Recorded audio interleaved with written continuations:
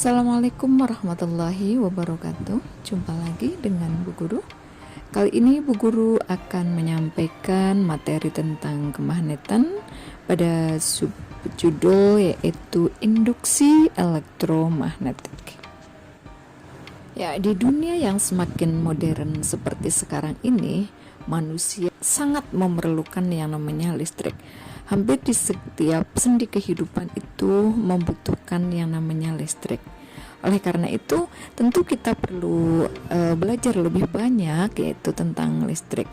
Kali ini untuk induksi elektromagnetik. Itu juga merupakan salah satu bentuk untuk menimbulkan arus listrik.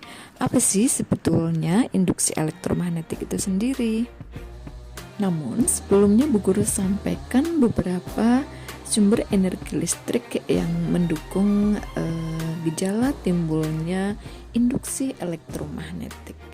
Antara lain yaitu dengan energi listrik tenaga air, ada energi listrik tenaga surya, ada energi listrik tenaga angin, energi listrik tenaga panas bumi, energi listrik tenaga gelombang laut, energi listrik tenaga magnet, dan lain-lain. Ya, dari beberapa sumber energi listrik itu sekarang fokus ke yang ditimbulkan dari gerak.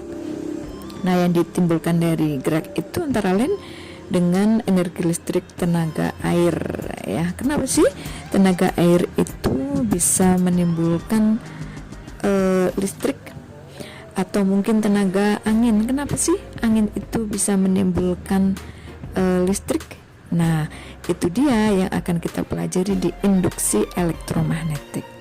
Nah, induksi elektromagnetik itu sendiri merupakan gejala timbulnya arus listrik pada penghantar listrik, di mana penghantar listrik itu terjadi perubahan medan magnet.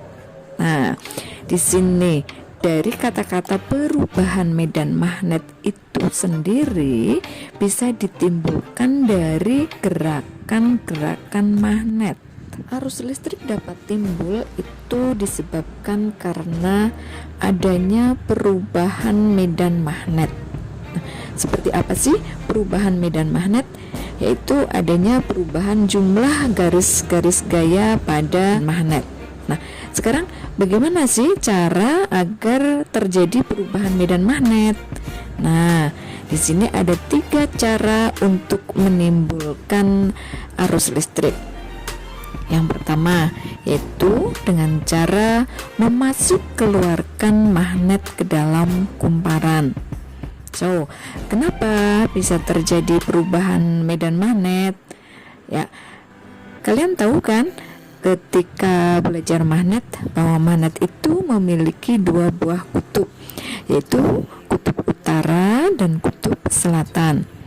Tentu salah satu kutub yang dimasukkan, ya, yang dimasukkan maksudnya di depan dan di belakang.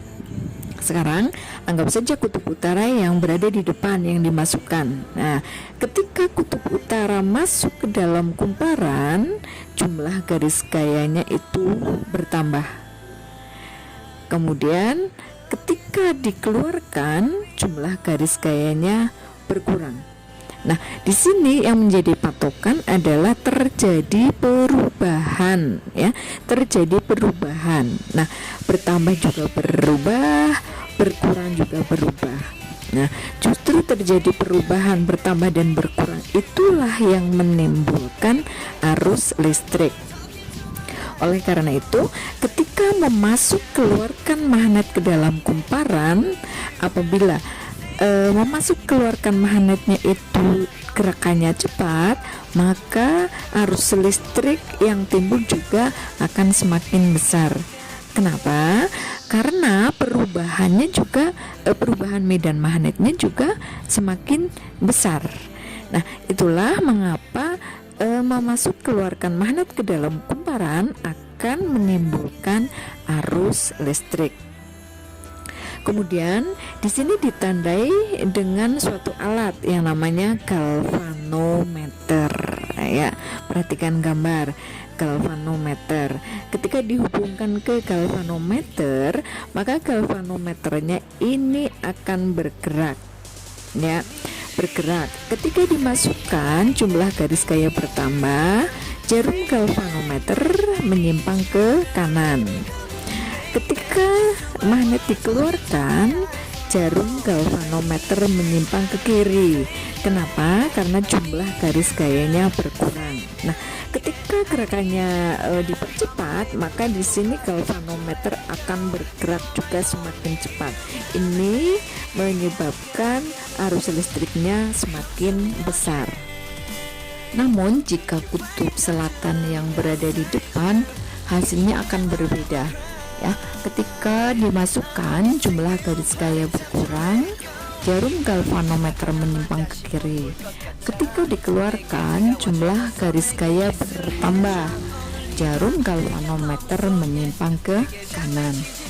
Itulah maka arus listrik yang ditimbulkan dari induksi elektromagnetik, termasuk arus bolak-balik. Sekarang cara yang kedua, yaitu memutar magnet di dekat atau di depan kumparan. Nah, prosesnya adalah seperti demikian. Jika kutub utara berada di depan kumparan, jumlah garis gaya bertambah. Nah, kalau jumlah garis gaya bertambah, jarum galvanometer menyimpang ke kanan. Ketika kutub selatan yang berada di depan kumparan,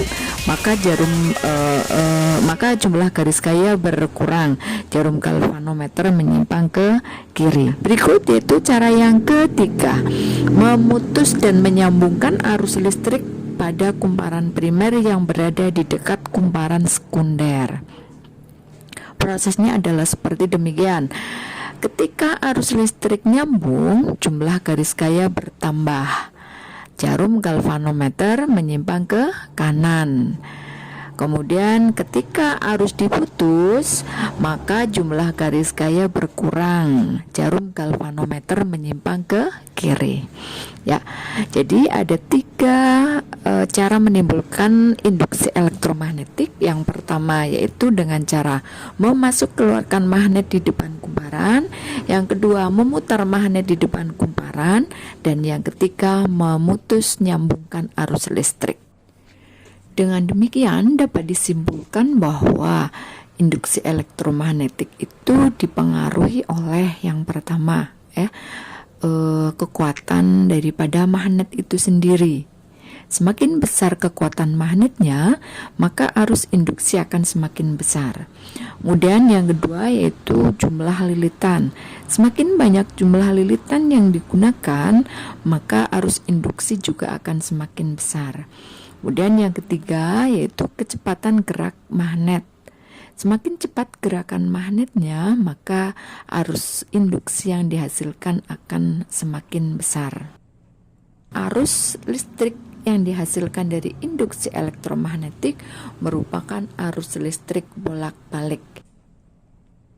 Pada arus listrik induksi itu terjadi perubahan energi gerak menjadi energi listrik. Demikian untuk pembelajaran kali ini, semoga bermanfaat. Jangan lupa tetap jaga kesehatan dan tetap belajar. Terima kasih. Assalamualaikum warahmatullahi wabarakatuh.